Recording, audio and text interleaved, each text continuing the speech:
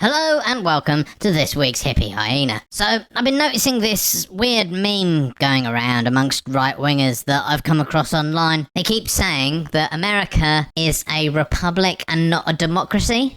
And I thought, well, what better way to try and learn about what that means than taking a look at a PragerU video? The answer is, of course, nearly any way you could possibly imagine. You'd probably be better off killing a chicken and messing about with its entrails and then interpreting them to try and understand something. You'd come away probably better informed. But failing that, I don't have any chickens to hand. Unfortunately, we're going to have to jump straight into some PragerU nonsense. At the close of the Constitutional Convention in Philadelphia in 1789, legend has it that a woman called out to Benjamin Franklin to ask what kind of government the delegates had created. Franklin responded, "A republic, madam, if you can keep it." A republic? Shouldn't Franklin have said a democracy? Well, he could have done, because technically either of those would have been absolutely correct. Because the true answer to what is the difference between a democracy and a republic is that a republic is a subcategory of type of democracy. So he could say it's a democracy, and that would be correct. Or he could say it's a republic, which would be correct and a little bit more specific. Isn't that what we have in the United States? Most people today would say yes. After all, if our country isn't a democracy, what is it? It's not a dictatorship, the rule of one man, or an oligarchy ruled by a small group. What? Yes, it is. It is an oligarchy. It's, I would probably describe it as a kind of failed democracy, or a pseudo-democracy that is in fact an oligarchy. My country's no different. That is essentially what it is. That's getting into sort of slightly more complicated areas. The point is that being a democracy and a republic are not mutually exclusive. It can be a democracy and a republic at the same time. In fact, if it's a republic, it must be a democracy, because a republic is a subcategory of democracy. The distinction is kind of pointless, because if you look up the definition of a democracy, it's a government run by the people, usually through the use of elected representatives. And the definition of a republic is a democracy run by elected representatives. So they're basically the same thing.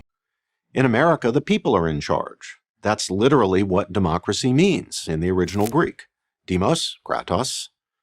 The people, demos, rule, kratos. But let's pause for a moment and consider more deeply what the word means in practice and why the delegates in Philadelphia rejected it. That's right, rejected it. Our government was established by a national charter, the Constitution of the United States. We are governed by the institutions and according to the rules and principles created and adopted when our forebears ratified that document, making it the supreme law of the land. Are those institutions, properly speaking, democratic? The men who bequeathed our form of government to us, those we call our founding fathers, didn't see it that way. They understood the institutions established by the Constitution to be Republican. So, a couple of things. Do they just like the word republic because it reminds them of Republicans, and that's what the right-wing party is called in America, and they don't like democracy because it reminds them of Democrat, which is the center-right party in the American political system? Is that it, really? God, Jesus. I genuinely think that's part of it. I genuinely think they're sort of confusing the meaning of those words for the meaning of the two parties. When basically it doesn't really mean anything. The names of the parties don't really mean anything at all. Not in real terms. I genuinely think part of the reason that they've started saying, it's not a democracy, it's a republic, is because they're sort of feeling like it's not like related to the Democrats, it's related to the Republicans, so we sort of win. No, you don't. You just don't really understand what words mean. In fact, though the founders believed in government of the people, by the people, for the people, as Abraham Lincoln put it in the Gettysburg Address, they did not believe in pure or unrestricted democracy. It's kind of like, so? Why should anyone care? This is the other weird thing that the right wing always does. It sort of like leans back into the history of how the country was founded, as if that should have some kind of importance today, as if those sorts of things were sort of divinely ordained or kind of, I don't know, some special in some way. They were just a bunch of politicians that had some ideas, some of them good, some of them bad. You know, who cares? They aren't even alive now, so who gives a shit? You know, let's move on. I mean, my country, the UK, was founded on the divine right of kings. I think it'd be hard pressed to find almost anyone who's got a working brain who'd be thinking that we should stick with that. Like, how a country was founded literally doesn't matter at all. They feared that democracy, strictly speaking, contained within it the impulse to mob rule, the stifling of civil liberty, the trampling by majorities of the rights of minorities. To put it more bluntly, pure democracy frightened them. So while they built into the Constitution significant democratic elements, they also built in non-democratic features to protect liberty and prevent tyranny. You see, what they're really talking about here is not like democracy, of which a republic is a type of, as I've stated several times, but like this sort of mythical notion of a pure democracy, which basically can't really exist.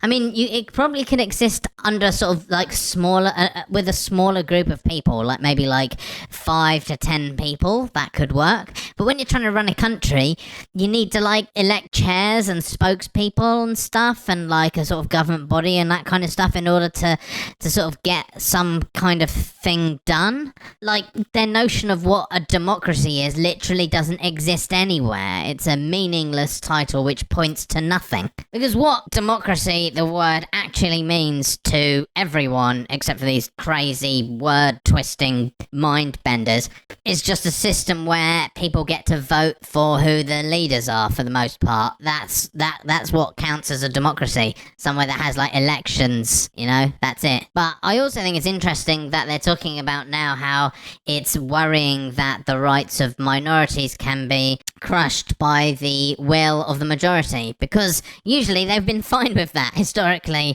meaning within the last sort of 10 years even, they've been absolutely a-okay with all minorities getting crushed by the majority. In fact, they call themselves like the silent majority. They like to think of themselves as the majority, even though they're not. But what this seems to me to be is a tacit admittance that they realise that they have incredibly dwindling numbers and will become an irrelevancy in the future. It wasn't simply that they favored representative government over direct democracy, though they did.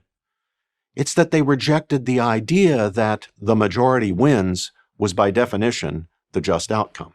Well, it sort of, by definition, is the fairest outcome of an election, isn't it? Like, if more people want to live under one system than another, then surely the fair thing is to, like, that's the whole idea of having elections at all in the first place, isn't it? I mean, sure, there are certain things that can sort of mess with that fairness. Like, if one side has all the means of communication, that can really lead to some unfair outcomes of majority rules. But in a sort of vacuum, if everyone had an equal amount of access to communication, then, yeah, majority rules would be the fair way of running elections. Otherwise, why bother having an election at all? A Congress with a highly democratic House of Representatives and a not very democratic Senate. Therefore, California, with its massive population, has 52 representatives in the House. Wyoming has 1. Yet Wyoming has 2 senators, the same number as California and every other state. A pure Democrat would say that's unfair.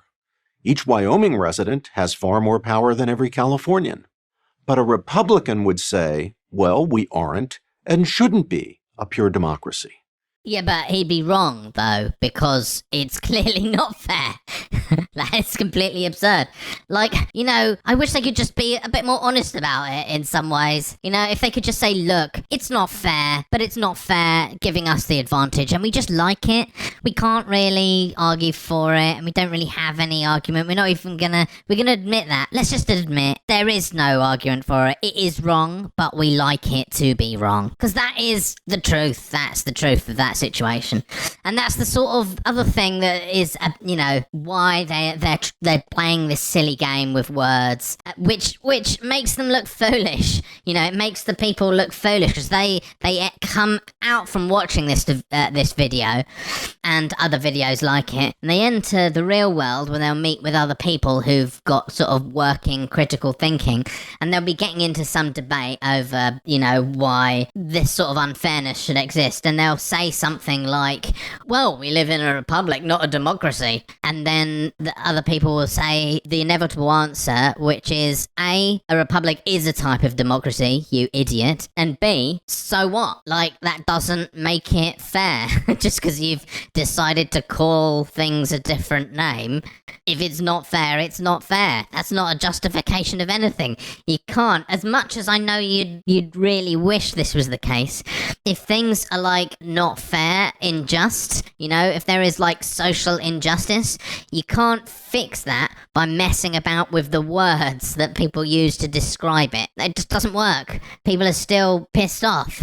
People who are like unfairly treated are not going to be happy about it because you've decided to call their unfair treatment by a different fancy name. So what can we learn from this? Well, we can learn that this, farty quibbling over republic and democracy and whatever we call it is meaningless. It's meaningless word games. Meaningless word games designed to fool the gullible into thinking that there might be some kind of justification for something that is clearly and obviously unjustifiable. Anyway, I hope you got something out of this video. Look after yourselves and each other. Goodbye.